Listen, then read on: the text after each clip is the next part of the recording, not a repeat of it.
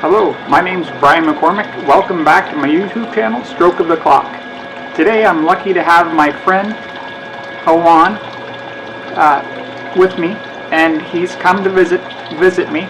So I'm going to be asking Awan some questions about his experience with treating people with strokes and with other muscle diseases, and get his input. So, Awan, I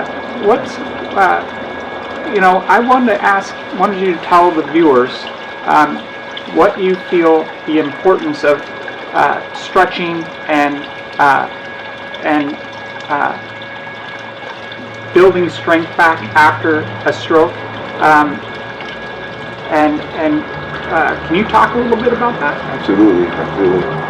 So, Brian, I definitely want to preface this with, we have worked together for quite a while. Yeah.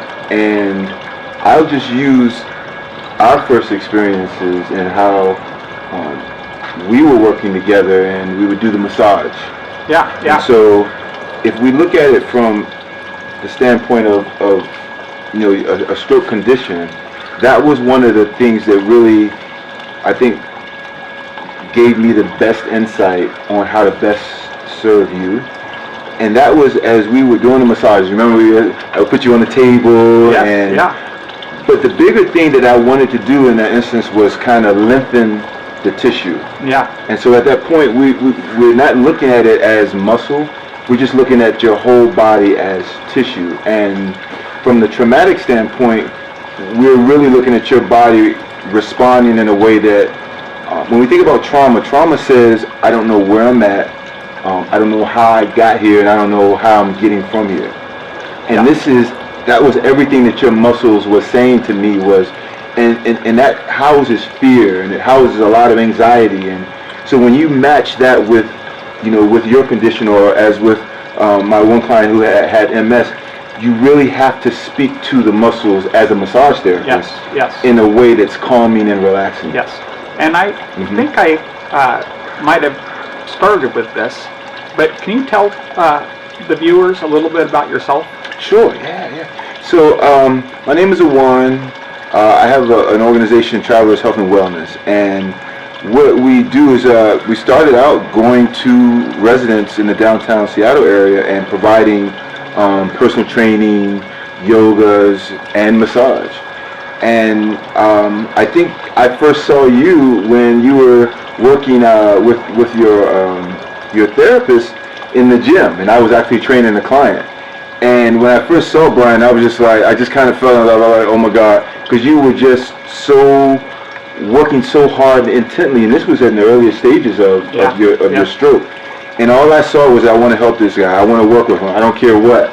And I think I ran up to your therapist, and I was like, is there anything I can do? I mean, I just immediately was just drawn, because he was smiling, but I saw the struggle that he was working through.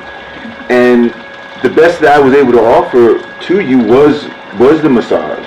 Yes. And being able to get in and give life to those muscles, I think, was the best thing that I think helped offset a lot of the setbacks, as well as stimulate a lot of the progress that you made. Was being able to get in and pull. And I would constantly check in, because I'm a big guy, and I was like, the pressure's okay, you know what I'm saying? Because I just wanted to make sure that you were connecting with me. And interestingly, I was looking at your earlier video when you were talking about the neuroplasticity. Yes. And being able to program mentally where you feel safe. Yes. Right? All of this still goes back to the value of stretching. So even in a situation where your therapist is invigorating those muscles, it also has to feel that it's a safe place. Yes. Right? Yeah. Well, I really appreciated what you've done for me. And how important do you think it is to, after a traumatic brain injury such as mine, how important is it to right away get to stretching those muscles and lengthening those muscles, and then turn to The strength building. the strength building. Yeah. It's very important, and then from a muscular standpoint, there's a reference that we use that's called neuromuscular re-education. And housed in those muscle tissues, the cells, is all the information on how to move, how to walk, how to function. And with that traumatic experience, all of that information just goes, it doesn't disappear. Yes. It just kind of becomes unavailable. Yeah. And so what a therapist does, a massage therapist, someone that has that stretch background, what we're looking at doing is just stimulating those muscles just enough Yes. to remind them that this is what you're capable of doing on your own. Yes. Right? Yeah. And so that's what I was a mediator between your body and your brain, and saying, hey, I'm just going to give you just enough to say, oh, I knew where to pick up at. Yeah, yeah. And so when we think about I'll give you a classic example. When you think about the re-education process, there's a reference. It's called contract and relax. Yes. Right? And what that means, I'm sure they'll say, push against my hands. Yes. And as you're pushing against, I'm pushing this way, your muscles are saying, oh, I remember, I know what to do now, right? Yes. And that's that neuromuscular re-education piece, is being able to just, and you don't want to do too much to where your body and your mind starts to see this as a traumatic experience, right? Yes. It needs to see it as a reflection of, oh, okay, I've been here, now I'll take it from there. Yes. Right? So when we're looking at someone with MS, it's a little different. Yeah. Because there's a whole lot of other circuitry or wiring that's not all playing together. As with, the neuroplasticity piece with, managing a stroke scenario, we get a chance to just fire.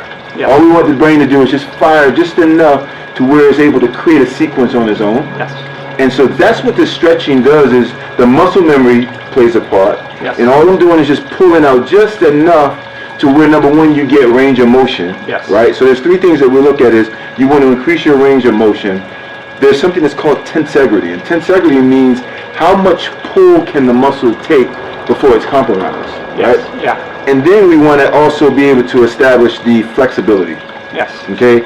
And so all of those things, even though you may not be able to access them independently because you're still balancing, your motor skill piece, we still want the muscle to say that when everything here is ready, I don't have to play catch up. Yes. Right? So that totally is the importance of the stretching.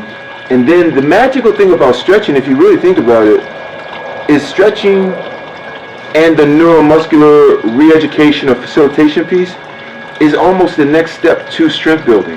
Yes. Right? Because as I'm pushing against and you're pushing here, the muscles are firing. And what do? We create just enough resistance that the muscle says, okay, I got it. And the more it has that resistance, the stronger it is or prepared it is for that same scenario. Yeah. So stretching in the right capacity can also contribute to just small levels of muscle building or strength building. How did you get so much knowledge about this topic? Well, as a massage therapist, we definitely learn, the processes of, muscle manipulation. Yes. But Brian, I'll be honest, between working with you and one of my other clients who had the MS, I had to make sure in doing my own personal research and study and the information that you were able to share that I wasn't misrepresenting what you needed. Yeah. And we would talk about that all the time, is that, I wanted to give the best to you that I had to offer. And so often, I would make this recommendation to anybody who's working with someone, is do your homework. Yes. Because it's easy to have great intention, but you can also offset your progress by making a decision to do something that you might have seen on YouTube or some other, right. you know what I'm saying? Yeah. And put you more in harm's way. Yeah. And that's what I did. Between, you and Christy and your father and mother, I made a point that I'm going to be prepared, right? Yeah. When I'm dealing with Brian, because I can't afford to put you at any kind of risk. Yeah. And then it became interesting because the more I learned, the more I was like, wow, this will help. So I'm always, even still now, like with the VR stuff, I'm always trying to figure out what can I, because I missed that interaction. Yeah. Because it did require that, you know, as much as we had fun laughing and talking, Yeah. I still needed to be Yeah. clear on what worked and what didn't work, right? Well, I really appreciate your Oh effort. man, I love you, Brian. And You're my I man. love you too. And so, tell the audience a little bit about your business. Yeah, so I'm out of Seattle, Washington. I've had Travelers Health and Wellness for 10 years now. I started out as a personal trainer. And just to give you a little background, what got me into massage was I would always have this situation where I'd get a client and it's like, oh, my shoulder hurt, my leg hurt. And I'm like, okay, let's use the other leg. Or let's go, we do something else today.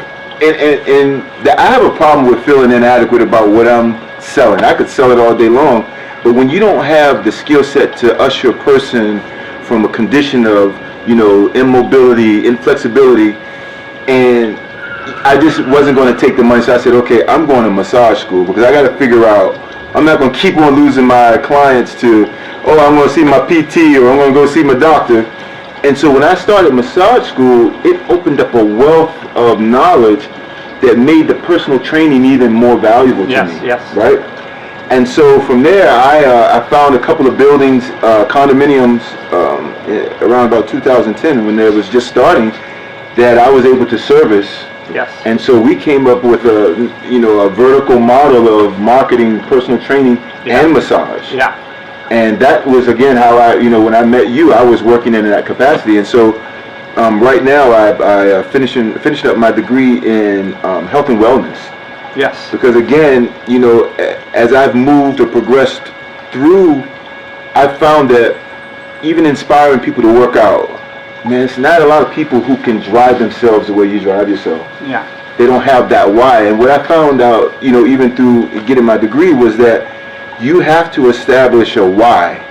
And if people can't establish that as a health promotion specialist, you got to help them understand where that why can come into play and how they can take ownership of it. Yeah. That self-efficacy piece is so valuable, and that's the beauty and the extension of exercise wellness is well-being. Yes. And so as I've looked at my business and my model kind of evolve over the years, this is like the perfect transition in saying, we've gotten you in the gym, we've gotten you doing Pilates, we've gotten you doing yoga, but where's your well-being? That post-COVID situation has really put us in the situation that, we really have to, do that self-talk thing. Yes. Mm-hmm. Well, I really appreciate you being willing to talk to my viewers and take part in this video. And I would recommend to anybody that's watching that needs personal training to go to Travelers Health and Wellness and log in, and he's got videos to help you with your exercises. And I do 3 hours of exercise every morning, and in large part Awan came to our home and Gig Harbor and showed my dad and I what we did, what Awan and I did together, and I still do that every single day. So he's a great wealth of knowledge, and I'd highly recommend to anybody that needs a place to start to go on his website, and I'll try to include a link in my YouTube channel to his website. And so until next time, I wish you good health and good night. Thank you so much. Thank you, Brian. Thank you. Excellent. That was excellent.